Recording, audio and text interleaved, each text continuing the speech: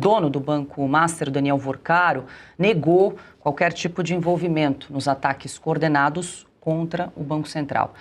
Numa petição enviada ao Supremo, a defesa afirmou que o empresário não tem relação com perfis de redes sociais que teriam criticado o Banco Central.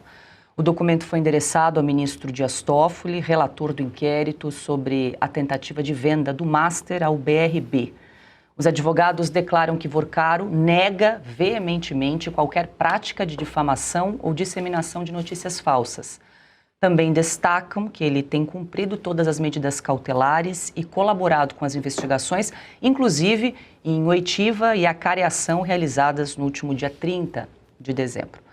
A defesa diz ainda que o empresário é alvo de difamação e pede ao Supremo a apuração de supostos vazamentos e fake news contra Daniel Vorcaro. André Marcília me olhando aqui de soslaio, muito boa noite, seja bem-vinda. A gente lembra que foi a própria Polícia Federal que encontrou indícios no celular do Vorcaro de que ele estaria ali operando, conversando diretamente com influenciadores, com jornalistas, para promover aí esses ataques, né, contra o Banco Central e favoráveis ao Banco Master. A gente lembra que ele está cumprindo medidas cautelares com tornozeleira eletrônica. Até ontem trouxemos essa possibilidade de talvez um retorno à prisão preventiva, por isso essa manifestação da defesa, Marcília, nesse momento.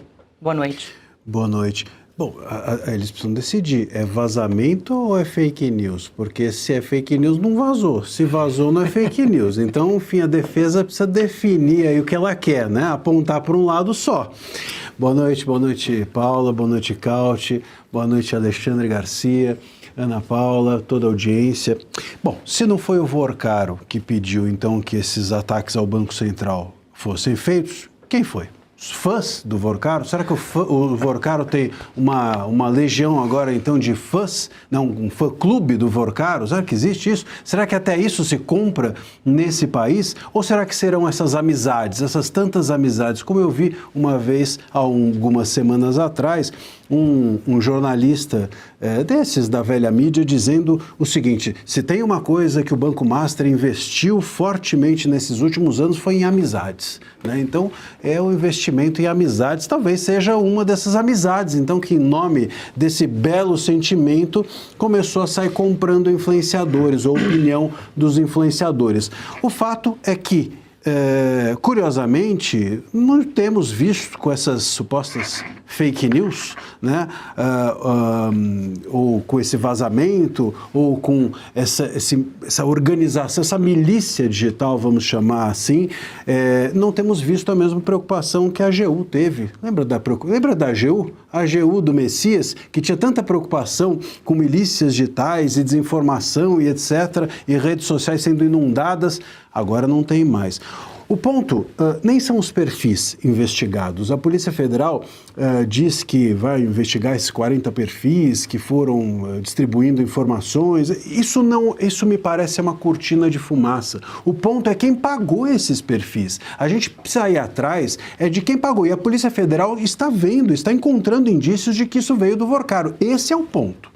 Esse é o ponto. Se alguém fez algo em nome do Vorcaro, importa mais é se ele comandou isso. Porque se ele comandou, nós estamos diante de uma pessoa que está sendo processada, que está sendo investigada e que está tentando manipular a mídia, a opinião pública e o mercado financeiro, mesmo sob investigação. Isso lá para o Eduardo Bolsonaro virou coação no curso do processo. Isso para o Felipe Martins e obstrução de justiça. Isso para o Felipe Martins, quando houve uma suposta pesquisa no LinkedIn, virou prisão imediata. Recolhimento da domiciliar para uma prisão em cárcere que ainda agora ele está. E para o Vorcaro não vai virar nada? Então, se é uma suspeita de que o Vorcaro ele esteve no comando dessa organização de perfis que saíram para falar bem do Master e, sobretudo, mal do Banco Central, o Vorcaro precisa imediatamente voltar para a cadeia. Esse me parece ser o ponto central. Imediatamente, ele solto se tornou um perigo. Ele solto começou a orquestrar a opinião pública para favorecer a ele. Então, ele precisa ir para a cadeia, já.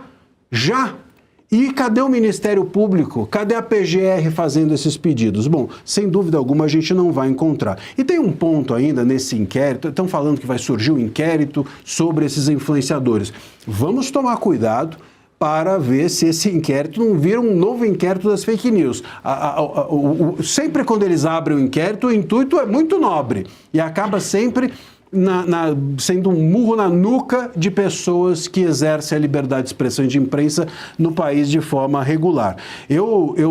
Há uma suspeita de que um novo inquérito que surja para investigar esses influenciadores possa se tornar, nesse ano eleitoral, uma alternativa ao inquérito das fake news. Como o Moraes, né, não pode, já está muito desgastado e não pode tomar conta das questões do Master porque ele está envolvido, ele e a mulher dele, até as tampas, bom, então o Toffoli, que é quem está à frente do caso Master, pegaria essa bola que eles vêm trocando, vamos dizer aqui, Toffoli Moraes, desde 2019. Carlo Cauti, muito boa noite, seja bem-vindo. O Alexandre também lembrou de um ponto. Ontem, acho que foi a Justiça Americana que reconheceu também a liquidação do Banco Master, pediu ali o congelamento de alguns ativos nos Estados Unidos, o que também reforça o posicionamento da nossa entidade monetária, né, do Banco Central, quando instituiu, ele anunciou a liquidação do Banco Master lá no dia 18 de novembro, e a gente vem acompanhando aí, inclusive, esse risco de desliquidarem, né, de reverter aí esse processo em relação ao Master. Boa noite. Pois é, Paula, boa noite. Boa noite, doutor Marcília, boa noite, Ana, boa noite, mestre Alexandre Garcia, boa noite a você que está conosco. Bom, primeiramente, a justiça americana, diferente da brasileira, não tolera corrupto, não tolera ladrão e não tolera mentiroso.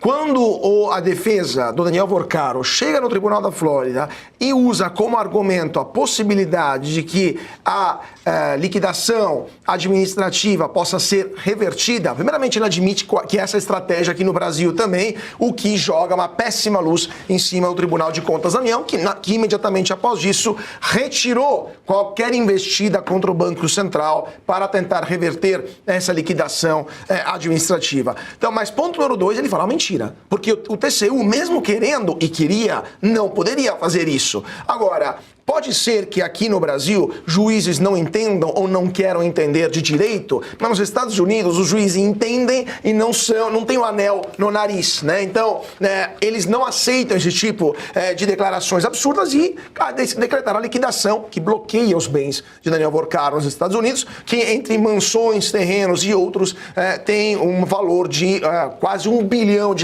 pelo aquilo que sabemos. Depois tem muita coisa que a gente não sabe onde foi parar, porque ele começou a desviar desde meados de 2024, quando percebeu que o negócio está começando a cheirar mal, começou a desviar bilhões de reais do banco para o seu patrimônio pessoal, comprando mansões em Trancoso, lá na Flórida, com valores absurdos, etc. O que também é crime, né? Porque está desviando o patrimônio da empresa para patrimônio pessoal e não pode.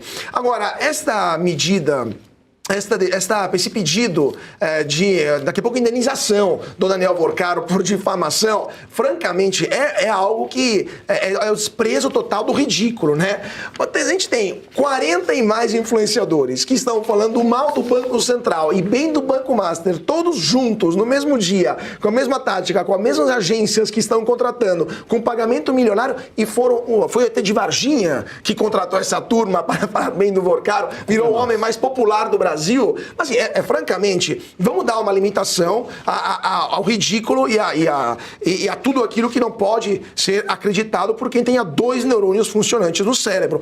Mas essa medida fede desespero a 1 quilômetro, nesse pedido do Vorcaro, porque ele está pedindo ajuda ao amigo do meu pai, que colocou sob sigilo esse processo de forma absurda também, está pedindo ajuda para alguém que criou um inquérito infame em 2019 para censurar a Cruzoé, que colocou Alexandre de Moraes frente desse inquérito, e um banqueiro corrupto que tem pelo menos 12 bilhões de reais para explicar à população brasileira que fim que deram, pede ajuda para esse ministro. Eu começarei a me preocupar. Eu começarei a me preocupar daquilo que pode vir da caneta do Dias Toffoli. Não tanto do ministro Alexandre de Moraes, que tem a esposa envolvida também como fornecedora de serviços para o Banco Master por um preço absurdo, mas do Toffoli, que já vimos no passado, não tem nenhum pudor em tomar decisões completamente estapafúrdias e fora de qualquer lógica legal. Então, assim, é de fato algo que é um salto de qualidade na escala do absurdo que já vimos no Banco Master, vimos um absurdo bem elevado,